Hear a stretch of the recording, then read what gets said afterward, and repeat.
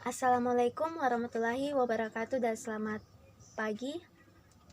Pertama-tama saya ucapkan terima kasih kepada dosen Ibu Lilis selaku dosen pengampu mata kuliah toksikologi dan teman-teman semua yang sudah memberikan kesempatan kepada saya untuk mempresentasikan tentang materi toksisitas pada organ ginjal atau pada ginjal.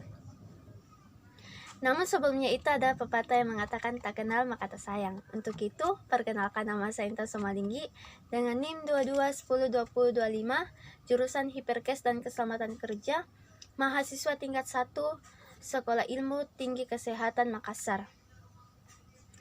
Nah, pada kesempatan saat ini saya akan membahas tentang toksisitas pada organ ginjal atau pada ginjal.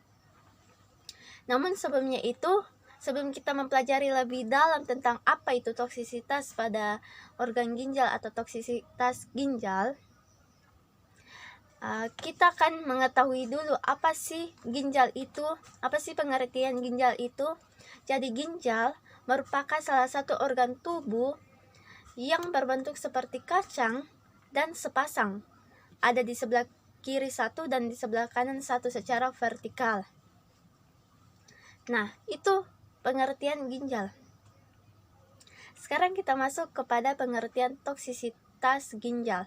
Toksisitas ginjal atau biasa disebut dengan nefrotoksisitas merupakan efek beracun dari paparan obat-obatan, bahan kimia industri atau lingkungan yang dapat mempengaruhi fungsi ginjal. Kerusakan ginjal jangan kita anggap remeh atau kita anggap sepele karena itu bisa berdampak sangat fatal.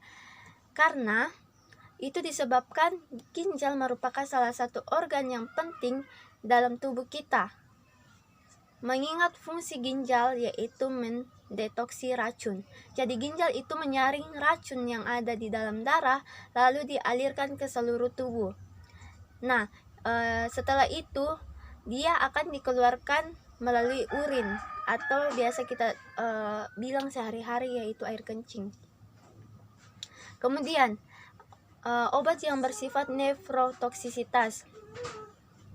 Seperti yang diketahui, kebanyakan obat dimetabolisme atau diproses dalam ginjal, sehingga sedikit bisa mempengaruhi kesehatan. Meskipun begitu, tidak semua obat bersifat racun bagi ginjal. Jadi ada juga obat yang memang disarankan untuk diminum, seperti vitamin. Jadi tidak semua obat itu mengandung bahan kimia yang bersifat racun.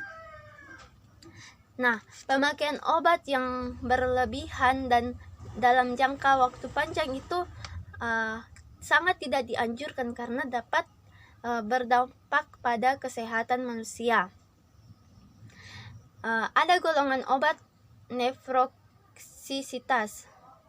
Yang pertama aciclovir, yang kedua captopril, yang ketiga cetatoxime, yang keempat dapsone, yang kelima cilosporin, yang keenam gentamicin, yang ketujuh ibuprofen, yang kedelapan ketorolac, yang ke-9 litahium, yang ke-10 metoclopramide, yang ke-11 clavulanic acid, selanjutnya tobramycin, dan yang terakhir vancomycin. Bahan kimia yang bersifat nefrotoksisitas di lingkungan. Bahan kimia pada pertanian itu adalah glifosat dan pestisida. Pestisida itu adalah obat yang disemprotkan kepada tanaman untuk mencegah hama. Kemudian ada bahan kimia pada lingkungan industri, salah satunya adalah logam berat seperti timbal dan kadmium. Kemudian yang terakhir ada bahan kimia di lingkungan rumah tangga, contohnya itu kopi. Jadi kopi itu mengandung kafein. Cara mendiagnosisnya.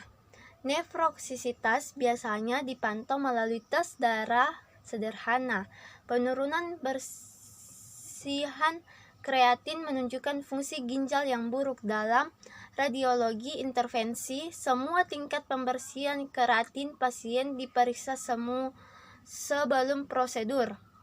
Kreatin serum adalah ukuran lain dari fungsi ginjal yang mungkin lebih bermanfaat secara klinis ketika berhadapan dengan pasien dengan penyakit ginjal dini. Mungkin itu saja pemaparan dari saya, kurang lebihnya mohon dimaafkan. Assalamualaikum warahmatullahi wabarakatuh dan selamat pagi.